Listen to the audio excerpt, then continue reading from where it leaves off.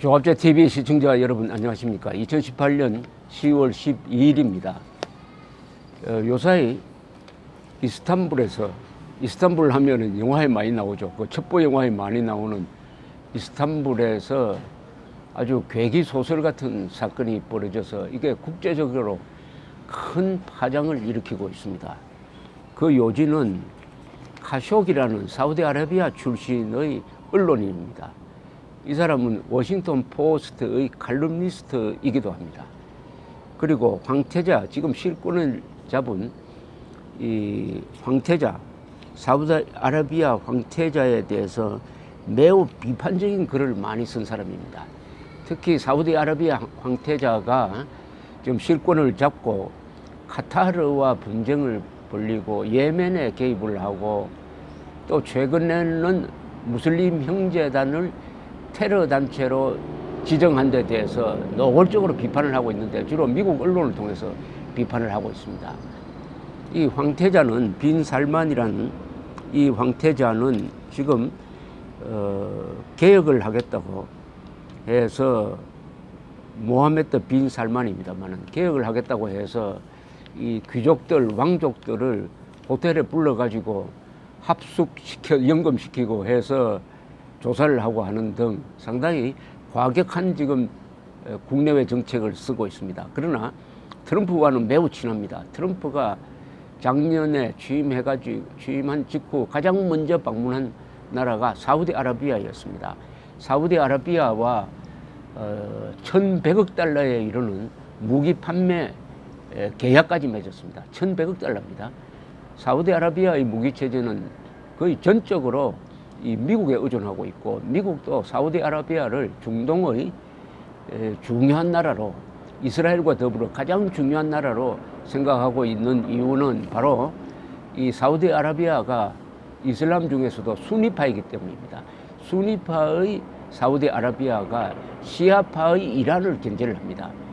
시아파의 이란을 견제를 한다는 점에서 이스라엘과 또 사우디아라비아는 같은 목적을 갖고 있습니다.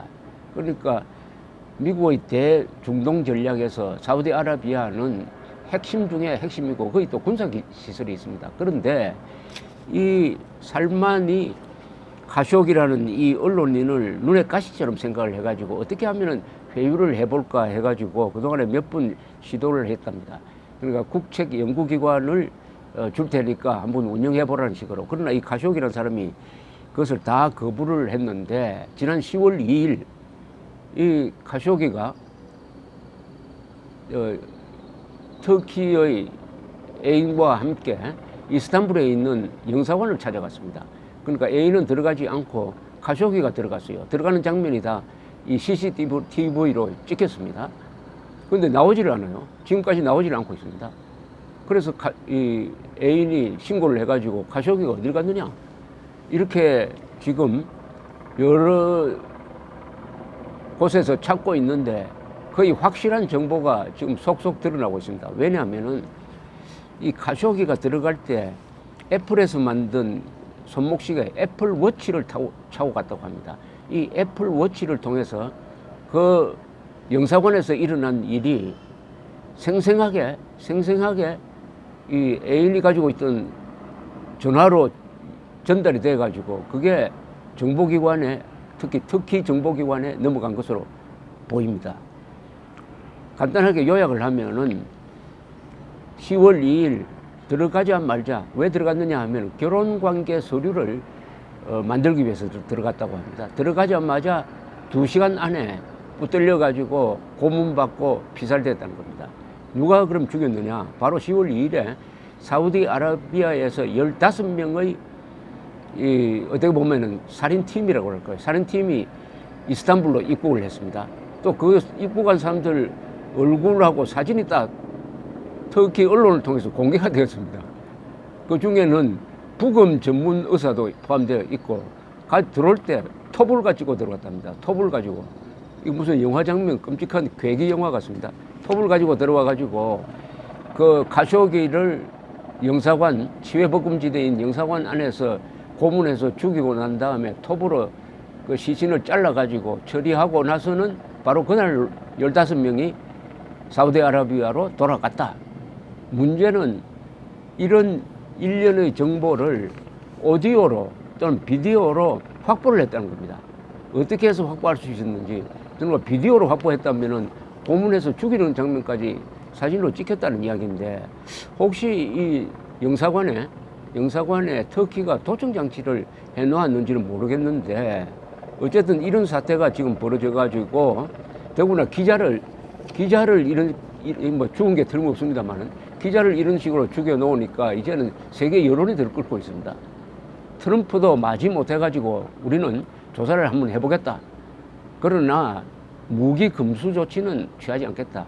무기 금수 조치를 취하면은 사우디아라비아가 1,100억 달러를 미국에 지불하게 되고, 그러면 일자리도 많이 만들어지는데, 우리가 금수 조치 취하면은 사우디아라비아는 러시아나 중국으로 그 돈을 가지고 들어가서 무기를 사게 될 것이다. 다른 방법으로 제재를 하겠다. 이런 식으로 나오고 있습니다. 그런데 이 빈 살만이 최근에 지난주에 백악관으로 전화를 걸어가지고 이 중동 문제를 다루고 있는 트럼프의 사위가 있습니다. 쿠셔너라고, 이 유대인입니다.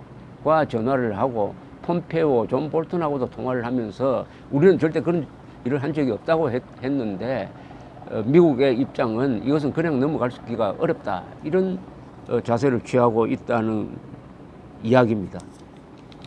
자, 그런데 이런 일은 가끔 독재자의 손에 의해서 벌어집니다. 자신을 비판하는 사람을 외국에 자객을 보내가지고 죽이거나 납치하려고 하는 이런 일이 있는데, 이게 들통이 났을 경우에는 이 이스라엘은 여러 차례 모사드를 동원해가지고 해외에 있는 반이스라엘 인사들을 암살합니다. 좋은 예가 72년에 뮌헨 올림픽 때 테러를 해가지고 이스라엘 선수들을 죽인 이 아랍 테러 단체를 추적을 해가지고 20년 동안 추적을 했습니다. 유럽 곳곳에서 암살을 했습니다. 나중에는 엉뚱한 사람을 암살해가지고 큰 곤욕을 치르기도 했는데, 어쨌든 이런 게 무리를 빚을 가능성이 많습니다. 왜냐하면은 독재자의 비위를 맞추기 위해서 행동하는 사람들은 무리를 하게 마련이에요. 그러니까 제대로 무슨 증거를 남기지 않고 치밀하게 행동하지 않고 반드시 증거를 남깁니다. 이 김대중 납치 사건이 1973년 8월에 일어났는데, 이때도 보면은 우리 중앙정보부 팀이 일본 도쿄에 들어가서 허술하게 하다가 많은 증거를 남겨가지고 나중에 일본 경찰의 수사에 다 발각이 되어서 한일 관계가 아주 어렵게 되고, 박정희 대통령이 국제적으로 비판받는 하나의 소지를 제공했던 적이 있습니다. 이번에도 이 독재화되고 있는 모하메드 빈 살만 황태자를 만족시키기 위해서 이런 짓을 한 것 같은데, 이렇게 되면 이제 앞으로 어떻게 되느냐. 지금 벌써 유럽에서는 사우디아라비아와의 무역 거래라든지 투자 거래를 취소하는 사태가 지금 벌어지고 있습니다. 그리고 더구나 이 기자, 언론인을 납치해서 죽였다는 것은 이게 보통 정치인을 납치해서 죽인 거하고는 또 다른 차원의 큰 충격을 주고, 이 사람이 또 워싱턴 포스트의 칼럼니스트입니다. 그 영향력이 막강한, 워싱턴에서 영향력이 막강한 워싱턴 포스트 기자를 죽인 거하고 마찬가지죠. 물론 저 국적은 다르지만은 이 수습하는 과정이 앞으로 상당한 시간을 끌게 될 것으로 봅니다.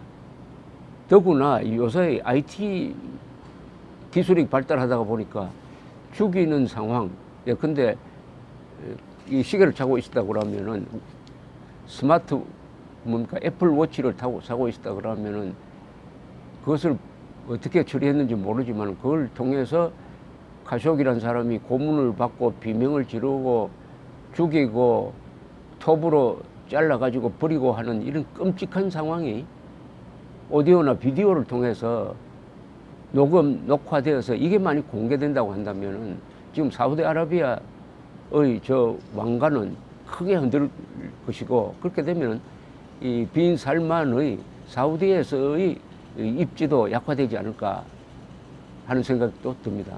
이렇게 됐을 때 트럼프가 계속 빈 살만을 비호할 수가 있느냐? 그렇지 않아도 지금 미국 언론은 트럼프가 세계의 독재자들하고 친한다. 그 중에 한 사람이 빈 살만이고, 그 다음에 에르도안이고, 김정은이고, 푸틴이고, 시진핑이고 이런 사람들인데 거기에 대한 비판이 한껏 일어나고 있습니다.